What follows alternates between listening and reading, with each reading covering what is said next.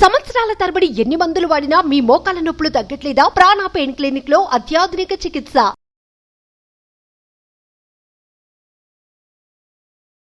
Hi, I'm doctor Shivani Paineni. I'm a diabetologist. ఇవాళ మనం physical activity గురించి, వ్యాయామం గురించి కొన్ని ఇంపార్టెంట్ పాయింట్స్ తెలుసుకుందాం. సో వ్యాయామం వల్ల వచ్చే లాభాలు ఏంటి, ఎటువంటి వ్యాయామాలు చేయాలి, ఇవన్నీ ఒకసారి మాట్లాడుకుందాం. ఎస్పెషల్లీ డయాబెటీస్ ఉన్న వాళ్ళకి డైట్ ఎంత ముఖ్యమో ఈ ఫిజికల్ యాక్టివిటీ అనేది కూడా చాలా ముఖ్యం. సో ఫిజికల్ యాక్టివిటీ లేని వాళ్ళలో వెయిట్ గెయిన్ ఎక్కువగా ఉంటుంది అండ్ స్ట్రెస్ ఎక్కువగా ఉంటుంది. ఈ వెయిట్ గెయిన్ వల్ల షుగర్ పెరుగుతుంది, బీపీ పెరుగుతుంది, కొలెస్ట్రాల్ పెరుగుతుంది. సో ఇవన్నీ అవాయిడ్ చేయడానికి డయాబెటీస్ ఉన్న వాళ్ళలో, డయాబెటీస్ ఉన్నా లేకపోయినా కూడా మన డే టు డే లైఫ్లో ఫిజికల్ యాక్టివిటీ అనేది చాలా ఇంపార్టెంట్. సో ఎంతసేపు చేయాలి, ఎటువంటి ఫిజికల్ యాక్టివిటీ చేయాలి, దీనివల్ల వచ్చే లాభాలు ఏంటి? So first of all, A type of physical activity మంచిది? సో ఫిజికల్ యాక్టివిటీలో చాలా రకాలు ఉన్నాయి. వాకింగ్ కావచ్చు, సైక్లింగ్ కావచ్చు, జాగింగ్ కావచ్చు, కొంతమంది ట్రెడ్మిల్ ప్రిఫర్ చేస్తారు, కొంతమంది స్విమ్మింగ్ అంటే ఇష్టం ఉంటుంది, కొంతమందికి డాన్సింగ్ అంటే ఇష్టం ఉంటుంది. సో ఏ రకమైన ఫిజికల్ యాక్టివిటీ అయినా పర్వాలేదు. మన ఇష్టాన్ని బట్టి, మన కెపాసిటీని బట్టి, ఇంతసేపు చేస్తే చాలా, ఇంతసేపు ఖచ్చితంగా చేయాలా, ఎంత స్పీడ్ చేయాలి. సో ఫస్ట్ మనం ఫిజికల్ యాక్టివిటీ కొత్తగా స్టార్ట్ చేసినప్పుడు ఎప్పుడైనా స్లోగా స్టార్ట్ చేయడం అనేది చాలా ముఖ్యం. ఒకేసారి మనం జిమ్కి వెళ్ళి వెయిట్స్ లిఫ్ట్ చేయడం అనేది అది కరెక్ట్ కాదు. దానివల్ల వేరే సైడ్ ఎఫెక్ట్స్ ఉండే అవకాశం ఉంటుంది, రిస్క్ ఎక్కువగా ఉంటుంది. సో మనం ఫస్ట్ స్టార్ట్ చేసినప్పుడు, కొత్తగా ఫిజికల్ యాక్టివిటీ స్టార్ట్ చేసినప్పుడు లో ఇంటెన్సిటీ లైక్ స్లో వాకింగ్ కావచ్చు, మన కెపాసిటీని బట్టి వాకింగ్తో స్టార్ట్ చేసి తర్వాత జాగింగ్ కానివ్వండి, ఆ తర్వాత రన్నింగ్, ఆ తర్వాత జిమ్కి వెళ్ళడం, అది మీ ఇష్టం.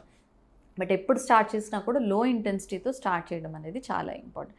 సో అండ్ ఏజ్ని కూడా మనం దృష్టిలో పెట్టుకోవాలి. యంగ్ పేషెంట్స్ ఉన్నారు అనుకోండి, యంగ్ ఒక 40 లోపు ఉన్నారు అనుకోండి, వాళ్ళలో మనం రెస్ట్రిక్షన్ ఏమీ పెట్టం. బట్ ఒకసారి 50 ఆ పైన ఏజ్ ఉన్న వాళ్ళల్లో కొంచెం చిన్న చిన్న జాగ్రత్తలు తీసుకోవడం, ఆయాసం రాకుండా చూసుకోవడం కానివ్వండి, ఎక్కువ వెయిట్స్ ఎత్తడం ఇట్లాంటివి చేయొద్దు అని చెప్పడం కానివ్వండి, ఇట్లాంటి కొన్ని జాగ్రత్తలు అనేవి కొంచెం ఇంటెన్సిటీ మనం చూసుకొని, మన కెపాసిటీని బట్టి ఇంటెన్సిటీ అనేది చూసుకోవడం చాలా ముఖ్యం. సో రెండోది, ఎంతసేపు చేయాలి?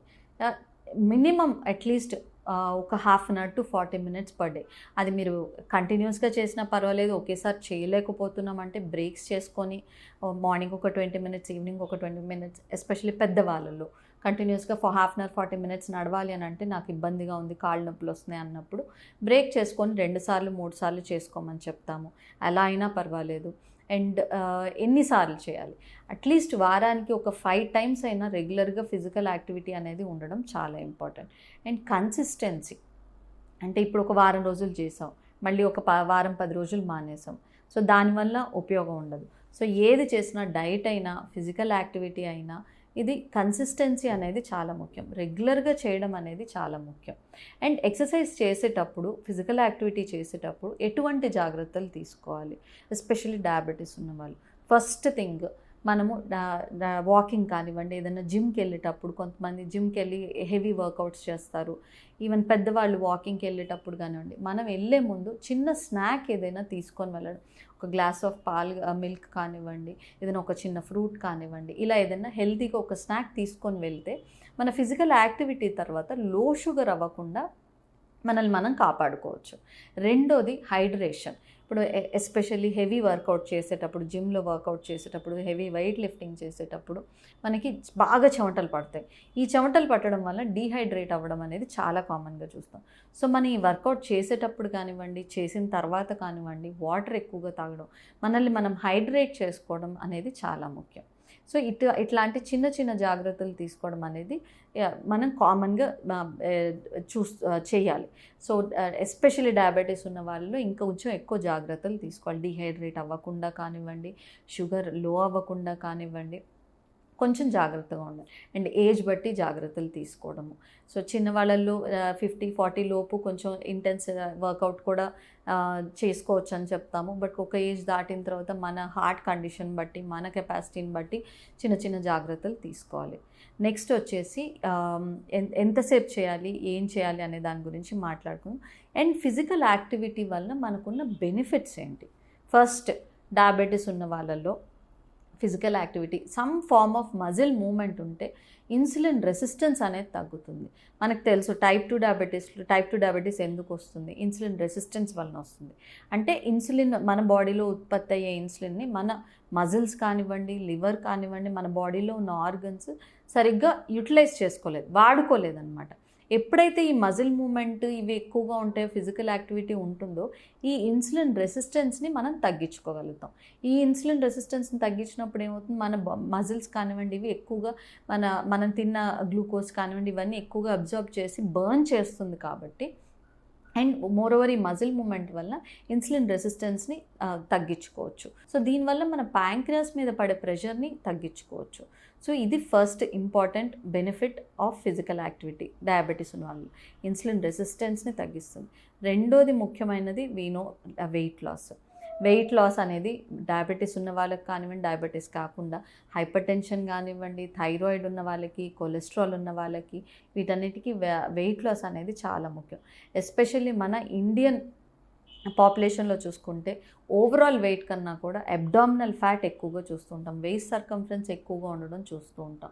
సో ఈ అబ్డామినల్ ఫ్యాట్ తగ్గాలి అన్నా కూడా, వెయిట్ లాస్ అవ్వాలన్నా ఫిజికల్ యాక్టివిటీ అనేది చాలా ముఖ్యం. సో ఫిజికల్ యాక్టివిటీ వల్ల మనకి వెయిట్ లాస్ అనేది ఒక బెనిఫిట్. వెయిట్ లాస్ అవ్వడం వల్ల ఓవరాల్గా మన BMI తగ్గుతుంది, అండ్ ఎక్స్ట్రా ఫ్యాట్ డిపాజిట్స్ తగ్గుతాయి, అండ్ దీనివల్ల మనకి డయాబెటీస్ అనేది కంట్రోల్లోకి వస్తుంది. డయాబెటీస్ ఒక్కటే కాదు, బీపీ కూడా కంట్రోల్లోకి వస్తుంది. And blood cholesterol levels, next benefit blood cholesterol levels అనేవి చాలా కంట్రోల్లోకి వస్తాయి. సో మంచి ఫిజికల్ యాక్టివిటీ ఉన్నప్పుడు డైట్తో పాటు ఈ ఫిజికల్ యాక్టివిటీ చేసేటప్పుడు బ్లడ్ కొలెస్ట్రాల్ లెవెల్స్ కంట్రోల్లోకి రావడం చాలా మంచి బెనిఫిట్. ఇది కాకుండా స్ట్రెస్ కంట్రోల్ అవ్వడం. సో మనం రెగ్యులర్గా ఫిజికల్ యాక్టివిటీ ఉంటే రాదర్ దాన్ ఒక రూమ్లో కూర్చొని స్ట్రెస్ ఫీల్ అవ్వడం, ప్రొఫెషనల్ స్ట్రెస్ అని ఏదైనా మెంటల్ స్ట్రెస్ ఉన్నప్పుడు మనం ఒక వాక్కి వెళ్ళడం కానివ్వండి, ఏదైనా మనకి ఇష్టమైన ఫిజికల్ యాక్టివిటీ చేస్తే ఈ స్ట్రెస్ అనేది కంట్రోల్లోకి వస్తుంది. Next benefit sleep. మనం ఏ రోజైతే ఫిజికల్ యాక్టివిటీ చేస్తామో ఆ రోజు నిద్ర అనేది చాలా హాయిగా పడుతుంది.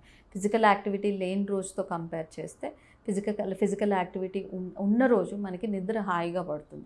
ఈ నిద్ర హాయిగా ఉన్నప్పుడు నెక్స్ట్ రోజు మనకి చాలా ఫ్రెష్గా అనిపిస్తుంది, స్ట్రెస్ ఇంకా తగ్గుతుంది, అండ్ మనకి షుగర్, బీపీ ఇవన్నీ మంచి కంట్రోల్లో ఉంటాయి.